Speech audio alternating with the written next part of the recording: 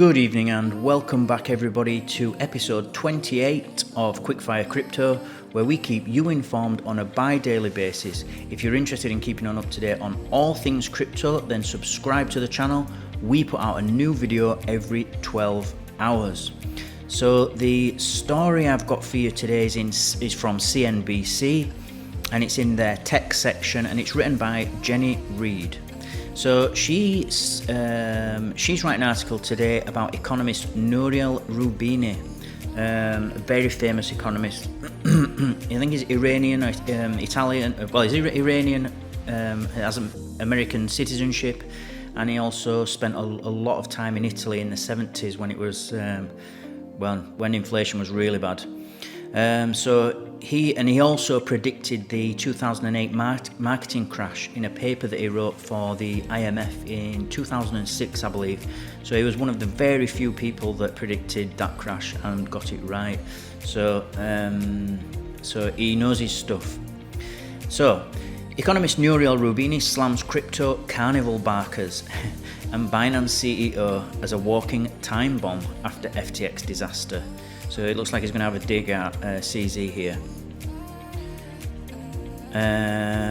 Right, let's jump in. Outspoken economist Nouriel Roubini described crypto and some of its major players as an ecosystem that is totally corrupt. On a panel hosted by CNBC's Dan Murphy at the Abu Dhabi Finance Week on Wednesday, the New York University professor said there was 7 C's of crypto: concealed, corrupt, crooks, criminals, conmen, carnival barkers. And finally, Binance Chief Executive CZ, who spoke on a prior panel at the same conference.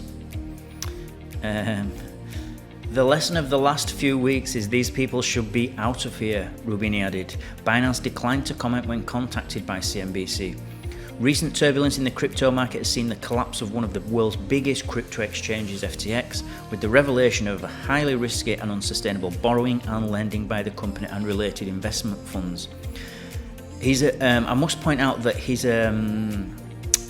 Nouriel is a big crypto hater.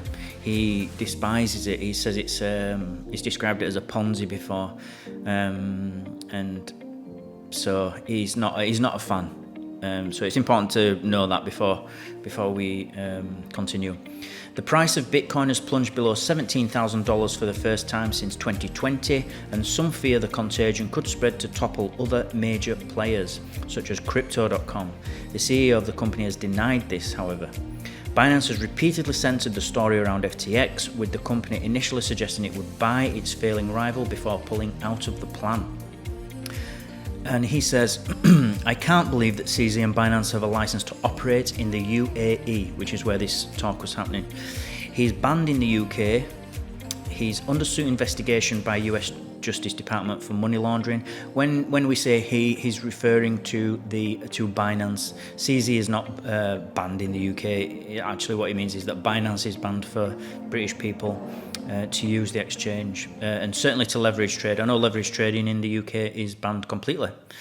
Said Rubini, who was nicknamed Dr. Doom for his prior pessimistic forecasts, including a prediction of the property market crash in 2007-2008, which we've said. Rubini continued to criticize the Binance CEO, expressing his bewilderment that he was here on this stage and has residence in this country, referring to the UAE. The regulators should be thinking carefully, he said. That is a walking time bomb. Now, on the same day, Binance received a financial services permission from Abu Dhabi's Financial Services Regulatory Authority, the Abu Dhabi Global Market. Dubai, the UAE's commercial capital, granted the crypto exchange its green light earlier in the year, upgrading it from a provisional license to a minimal viable product license in September, which allowed it to offer a variety of virtual asset services to investors. FTX had also planned to launch operations in Dubai. I'm guessing that's not going to happen now. Receiving a partial license from the Gulf Emirate in March when it announced it would set up a regional headquarters there. The UAE has been implementing a number of reforms and frameworks to become a crypto hub. even as other countries and governments sound the alarm over the industry's risks. So even though we hear a lot about countries banning crypto, or banning certain elements or certain parts, or limiting what you can buy and can't buy in crypto, there are other countries that are crypto friendly. Malta probably being the most crypto friendly, where you can do anything with your crypto there. El Salvador has now made Bitcoin its a legal tender there, so you can pay for things, and shops, just like with any legal tender, have to accept it. So it's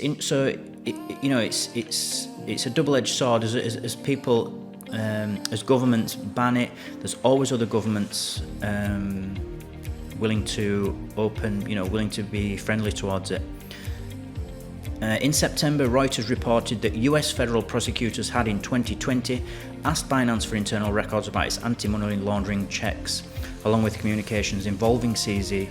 So anti-money laundering checks, or we call them AML, and is the American term for it. In the UK, we call it KYC, which is Know Your Customer.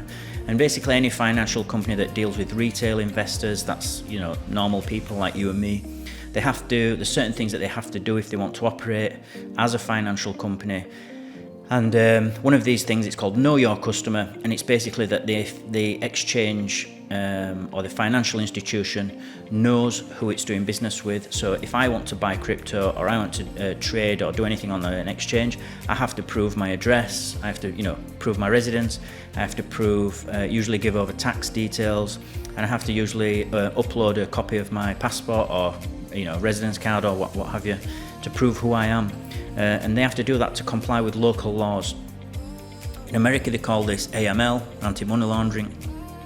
And so what they're saying here is that federal prosecutors had in 2020 asked for internal records about CZ's, not CZ, but about Binance's AML checks. And I believe that they weren't doing them properly, or they've found some discrepancies there, and that's still ongoing. So just so you know what that is.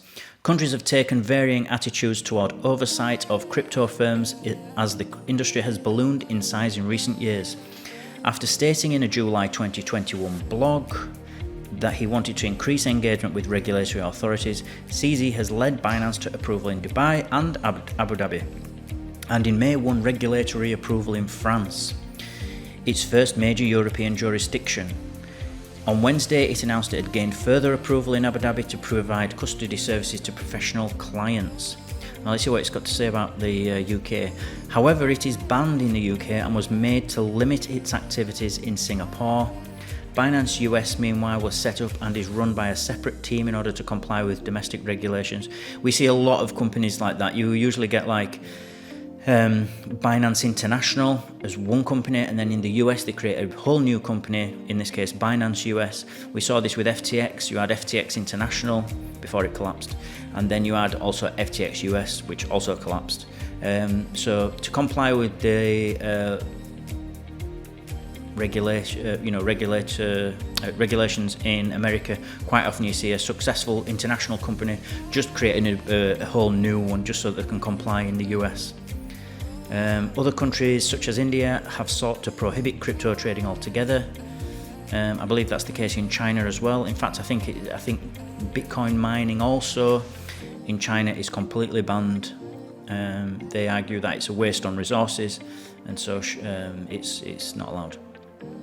Before Rubini's comments in Abu Dhabi, CZ said on a separate panel the crypto industry needed an association establishing best practice and to speak with regulators around the world.